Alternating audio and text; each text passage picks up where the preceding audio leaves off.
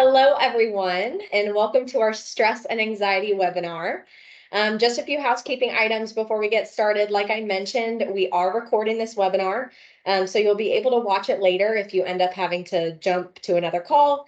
And I will be posting these slides in the Teams chat after we finish today. As always, this information that we talk about today is intended for educational purposes only and should not be interpreted as medical advice.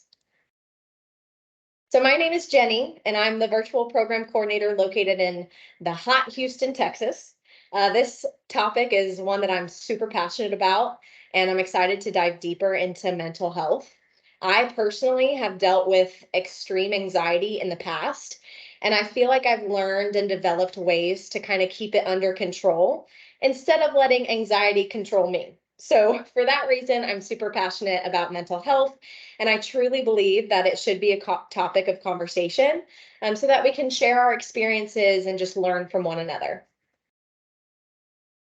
So during today's webinar, we will be covering the definitions of stress and anxiety, what stress can look like and feel like in the body, the effects that stress and anxiety have on our daily lives, and then we'll discuss some tips that can help you cope and manage with these items effectively. So let's go ahead and define both stress and anxiety. So stress is defined as a state of mental or emotional strain or tension resulting from adverse or very demanding circumstances. Chronic stress is when this feeling is consistent for a long period of time, like weeks or months. Stress can occur when we have a big deadline coming up or if we have a lot on our plate. So anxiety has two definitions that are important to differentiate between.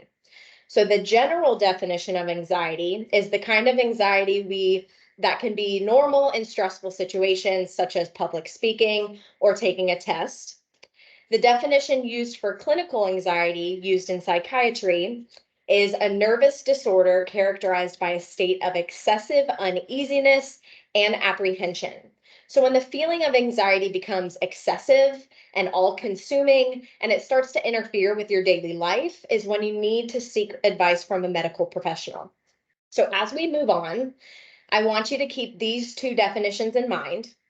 And when we talk about tips for managing our stress and anxiety in later slides, we're talking about managing anxiety that falls under this general definition. So if you feel like you're experiencing anxiety that falls under the clinical definition, we would encourage you to reach out to your medical provider. We will also include the contact information to HPE's EAP services later on in the presentation, so be on the lookout for that. So now let's look at the physiology of stress, or the effects that stress has on the systems of the body. So the autonomic nervous system, or ANS, is what is in charge of our stress response. The ANS controls heart rate, breathing rate, blood pressure, dilation of your eyes, and digestion, which are functions in your body that change when you feel stressed. So the ANS has two branches: the sympathetic nervous system and the parasympathetic nervous system. So the sympathetic nervous system controls the fight, flight, or freeze response. So the sympathetic nervous system is like the gas pedal of the body. So when you encounter something that's stressful, it's like stepping as hard as you can on your gas pedal and says to all of the body functions that we mentioned earlier, all systems go. So you may experience an increased heart rate and breathing rate. You likely won't feel hungry, and your blood pressure usually increases. So the parasympathetic nervous system does completely the opposite. The parasympathetic nervous system is the rest and digest system. It's like the brake pedal, and it has a calming effect to all of the body systems. So you'll experience your heart rate start to decrease. You might start feeling hungry again, and your blood pressure will start to return to normal. So as you can see here, a lot of the activities that stimulate the sympathetic nervous system can be found in our everyday life. So things like consuming caffeine, certain levels of exercise, and screen time. But I want to take a second to clarify that these are not necessarily bad activities. Although they do stimulate our sympathetic nervous system or hit the gas pedal, it's okay to stimulate our sympathetic in short bursts. So this can actually be energizing and give you a boost of mental focus. So think about doing exercise.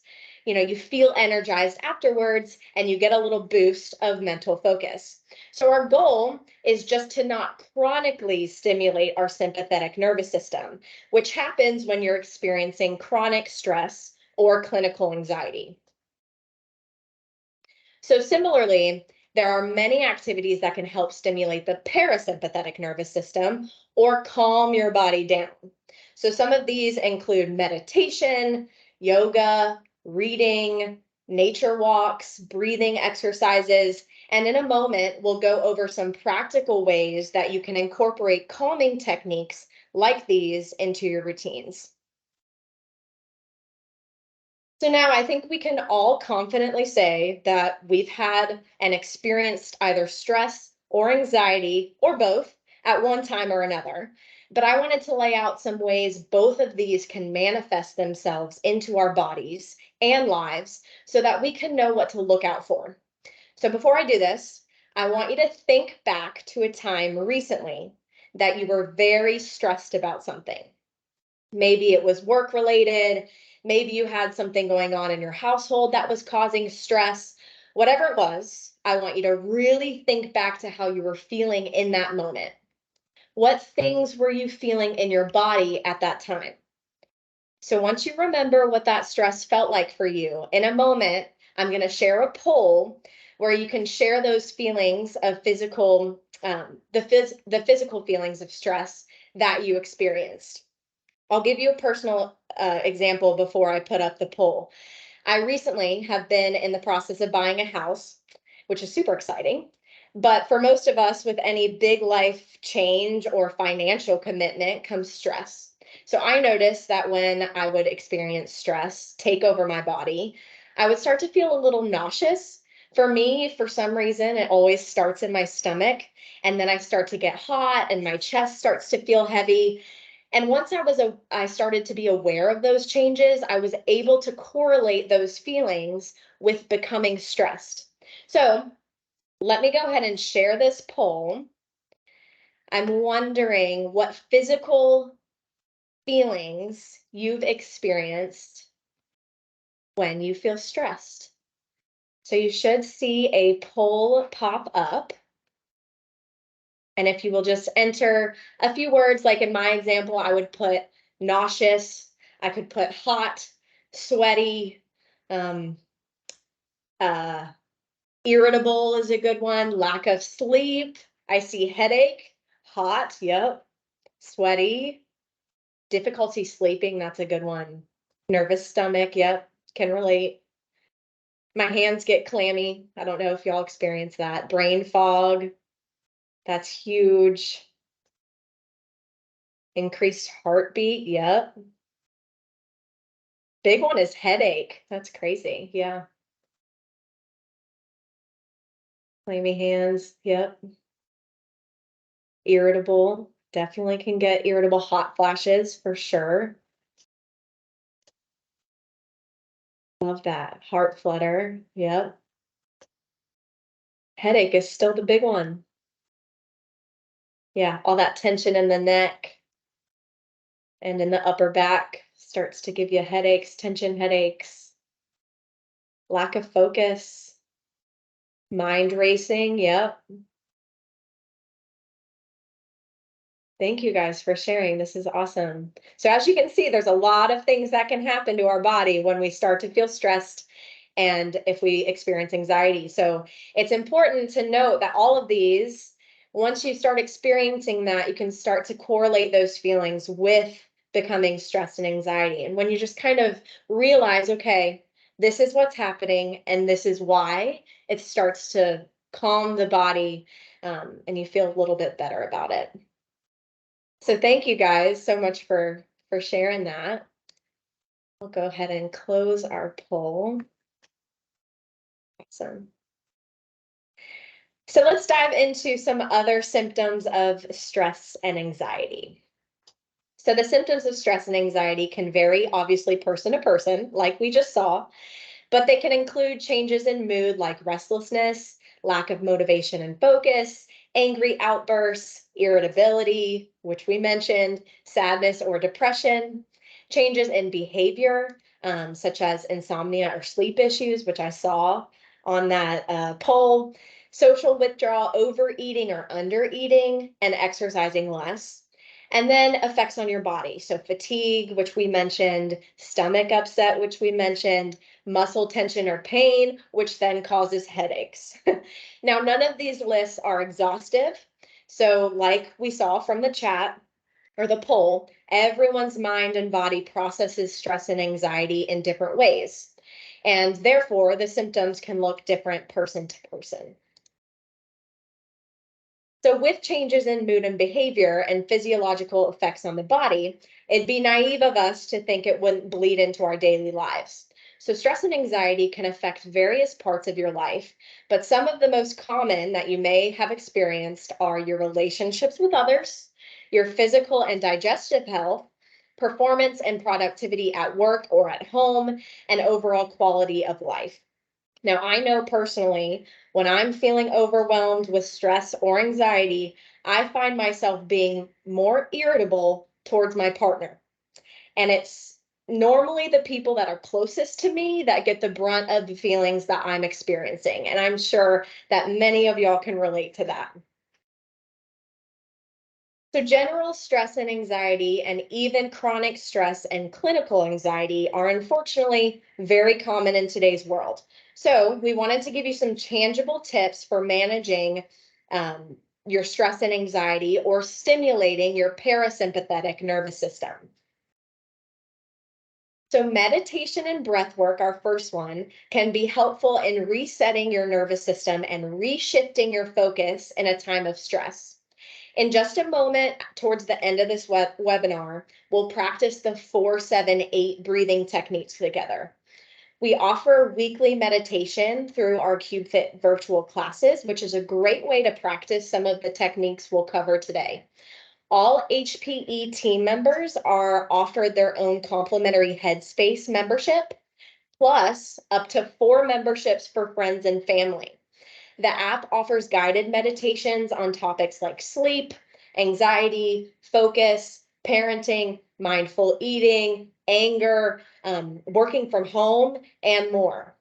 So again, you'll get the links and I'll send these slides to you so that you have the links to these. The next one is a redirecting technique called the 20-second rule. Elite athletes use this to redirect their focus, especially after a play that didn't go so well. So focus on an object for up to 20 seconds before redirecting to another object of choice for 20 seconds. This assists in just calming your anxiety from an unfortunate circumstance and emphasizes focusing on perfecting the next task at hand. We sometimes use this technique in meditation when we use our breath as an anchor point to come back to when our mind wanders. For visual learners, however, physically looking at something can be a lot more effective. The next strategy is similar to a cold plunge. And by alternating between opposite temperatures, you can help to reset your nervous system. This technique can be extra helpful for kinesthetic learners. So you would begin by relaxing for at least 2 minutes under warm water, and then you'd turn the dial all the way to cold and hold for at least 15 seconds. And then you'd turn the dial back to warm and repeat that pattern for up to 10 minutes. So you can adjust the time accordingly to best suit your comfort level. So if 15 seconds is too long for you, drop it down, and eventually you'll start to get used to it. Journaling, my personal favorite strategy, is a fantastic way to express yourself in a healthy way. It can help control your symptoms of stress and anxiety by improving your mood, by helping you prioritize your problems, fears, and concerns. It helps you track any day-to-day symptoms so that you can begin to find patterns and also possible triggers while also finding ways to better control them. It also helps to identify negative thoughts and behaviors and provides an opportunity for positive self-talk. So I personally started journaling because I started feeling overwhelmed with my anxious thoughts to where I couldn't even make sense of what was happening in my mind. And I'm sure some of y'all have felt that way. So I pulled out my notebook and I just started writing each day. And I didn't have any sort of structure when I was writing. I just simply tried to express what I was feeling that day. Whatever happened, I would write it down. And it was amazing to me how much clearer my mind was just after simply putting my thoughts and feeling onto paper. So the nice thing about journaling is that there are no rules and you can just let the words and ideas flow freely. So I love journaling. Now, the 4-7-8 breathing technique that we chatted about earlier is used to bring your body into a state of deep relaxation. Techniques that involve holding your breath for a period of time allows your body to replenish its oxygen. So this technique forces the mind to focus on regulating the breath rather than replaying your worries. So the first time you practice this technique, which we're about to do, you may find it a little challenging and you may even start to feel a little lightheaded. But as you practice it more and more, you'll find that it not only becomes easier, but also more effective. So to finish our time together today, we're going to practice this technique now. So before we start, find a comfortable seated position, and you can close your eyes if you feel comfortable. And I'm going to count you through a 4-second inhale, a 7-second hold, and an 8-second audible exhale. So when you're ready, here we go. We're going to inhale for 1, 2, 3, 4. Hold for 1, 2, 3, 4, 5, 6, 7. Big exhale for 2, 3, 4, 5, 6, 7, 8. Deep inhale. 1, 2, 3, 4. Hold for 1, 2, 3, 4, 5, 6, 7. Exhale. 2, 3, 4, 5, 6, 7, 8. Big inhale. 1, 2, 3, 4. Hold for 2, 3, 4, 5, 6, 7. And exhale for 2, 3, 4, 5, 6, 7, 8. Last time, big inhale. 2, 3, 4. Hold for 1, 2, 3, 4, 5, 6, 7. And exhale.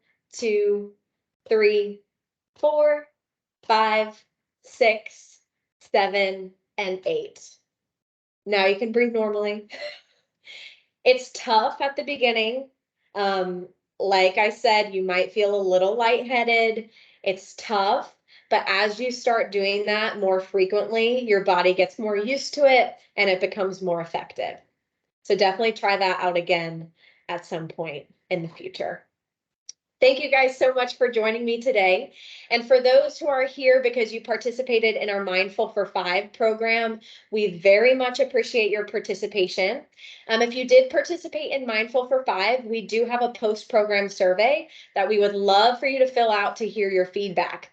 We will be raffling off a prize to the participants that complete the survey. So step in, just put the link to that post-program survey in the chat. And he's also going to add the link to HPE's Employee Assistance Program that I mentioned earlier as well. So you have both of those links in the chat now. So I'll stay on for a few minutes if anyone has any questions or comments, either about this presentation or about the program in general, but we will stop the recording here. Thank you guys so much for coming.